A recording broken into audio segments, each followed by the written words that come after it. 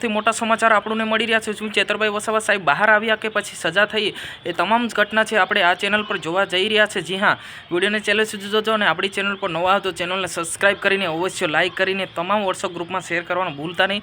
મિત્રો, ચેતરભાઈ વસાવાની જે જામીન અરજી છે આજે જે મૂકવામાં આવી હતી અને રાજપીપળાની જે કોર્ટે જે છે જામીન અરજી મંજૂર કરી કે નથી કે પછી સજા પડી, સજા થશે તો 10 વર્ષની સજા થઈ શકે છે। આ રીતના જે ઉલ્લેખ કરવામાં આવે છે, જે અંદર જે ગુનો દાખલ કરવામાં આવે છે એની અંદર 10 વર્ષની જોગવાઈ છે। તો આજે જે ચુકાદો આવ્યો હતો એની અંદર શું થયું?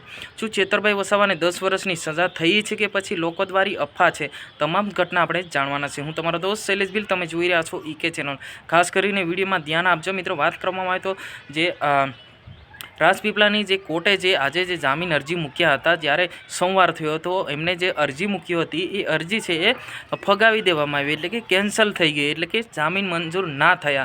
તો આને લઈને મોટા વિવાદ હવે ફરી થઈ ગયા છે કે આદિવાસી સમાજ જે રોડ પર ઉતરી પડ્યો છે। જેમ કે આ છે કે ચેતરભાઈ વસાવાની જામીન અરજી કેમ ના થઈ? કેમ કે સામાન્ય ગુનાની અંદર જામીન અરજી કેટલા મોટા લોકોના જામીન અરજી, જે મોટા ગુનાની અંદર જામીન અરજી છે એ થઈ જાય છે, તો પછી ચેતરભાઈ વસાવાનો સામાન્ય ગુનો છે તો જામીન અરજી કેમ નથી મંજૂર થતી? આને લઈને મોટા વિવાદ થયા છે। સાથે સાથે કહેવામાં આવે છે કે હવે જે વકીલ સાહેબે જે ખુદે કીધું છે કે હવે જે જામીન અરજી છે મૂકવા માટે હાઈકોર્ટે જવું પડે, કેમ કે રાજપીપળાની અંદર જે આજે જામીન અરજી મંજૂર કરવાના હતા પરંતુ જે એ છે રદ કરવામાં આવી છે, એટલે કે ફગાવી દેવામાં આવી છે કે જામીન અરજી છે ના થઈ।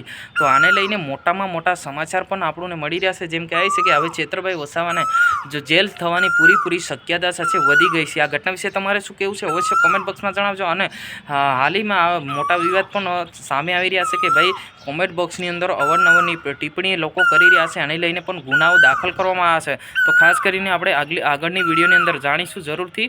આજની વિડીયોની અંદર બસ આટલું। જય હિન્દ, વંદે માતરમ।